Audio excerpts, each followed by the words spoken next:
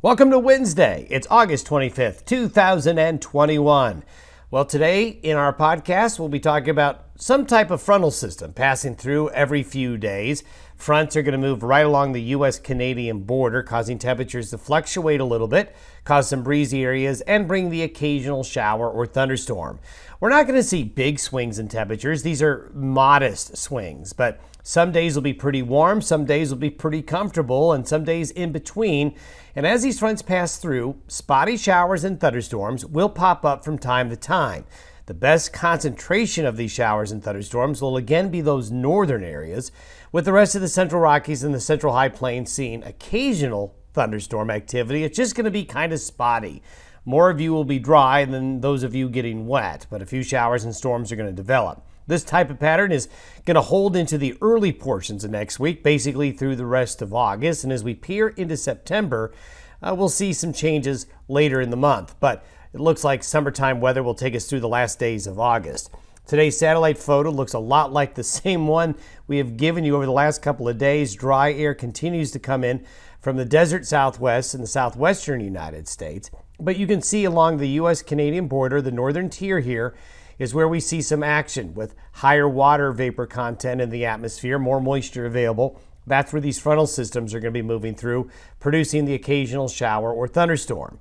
But some of this moisture down here is going to get pushed upwards towards Colorado, towards the Four Corners area in the Central Rockies in the coming days, helping to fuel the development of a few showers and thunderstorms. And you can see we've got a big high centered over Oklahoma, eastern Kansas, and the clockwise flow around that high will bring up some of that moisture I showed you right here. And here's the next trough that's coming into the Pacific Northwest that's going to go right along the U.S.-Canadian border.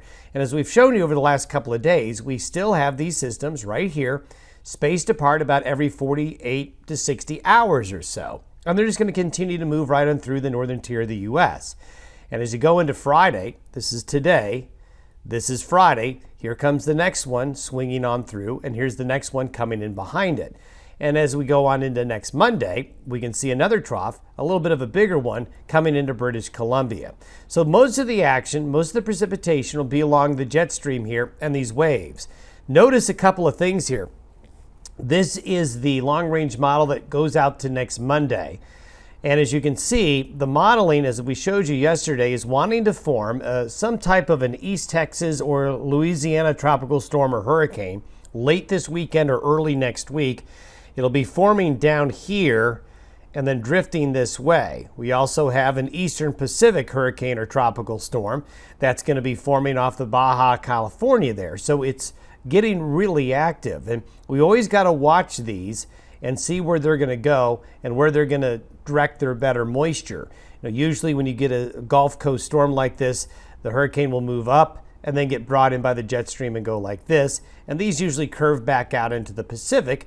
But occasionally in late August or early September, they can get more curved through the lower 48. So it's always something to keep an eye on because things can change really quickly when you get into these tropical situations. But expect to be hearing this on the news here in the next day or two of a potential East Texas, Louisiana hurricane or tropical storm.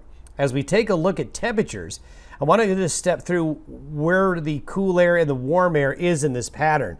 This is for this afternoon. Notice all the green and blue up here. So there's a pretty good pocket of cool air that's going to be going across the northern tier today.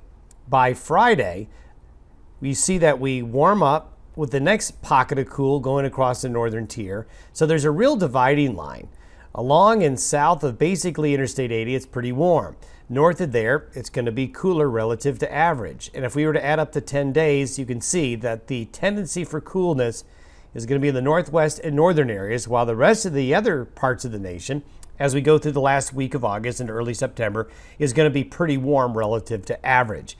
This is the next 5 days of precipitation, and you can see the green and the brighter colors here are more in those northern areas. So the best chance of rain will be Montana, the Dakotas, northern Wyoming. But notice into Colorado and southern Wyoming here, even Utah, western Kansas, southwest Nebraska, there's going to be some opportunities for showers and thunderstorms. It's just not widespread rain. It's just not the type of rain you can count on. But there will be some activity over the next 5 days in kind of random hit and miss late afternoon and evening showers and thunderstorms, and even a few of those could be found in the nighttime and early morning hours.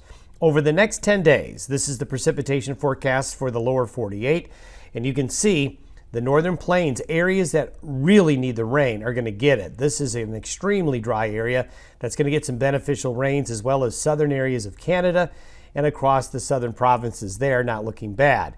Now, hurricane activity or tropical storm activity is this culprit for the heavier rain that's being forecasted over the next 10 days, and we'll see where that ends up. And you can also see the tropical moisture that's down here in southern Mexico. So there's going to be a lot going on in the tropics. We're making that transition into a late summer pattern as we get into the end of this month and into early September. As we go out 10 days from now, this is looking into the first day of the Labor Day weekend. Wanted to show you that, generally speaking, we're going to still be in a warm regime into early September. But notice we've got a trough of low pressure off the west coast, another one up here in the Aleutians, and high pressure up here. And so as long as this high pressure ridge is here, this is going to allow these storm systems to come into the western United States. So early September is probably going to bring a couple of frontal systems getting a little bit deeper south into the Intermountain West and the Pacific Northwest, and that's something that we'll keep an eye on, as I know a lot of you folks are already planning that weekend. But we're pretty far out. As we get closer, we'll give you more details. Have yourself a great Wednesday, everybody. We'll talk to you tomorrow.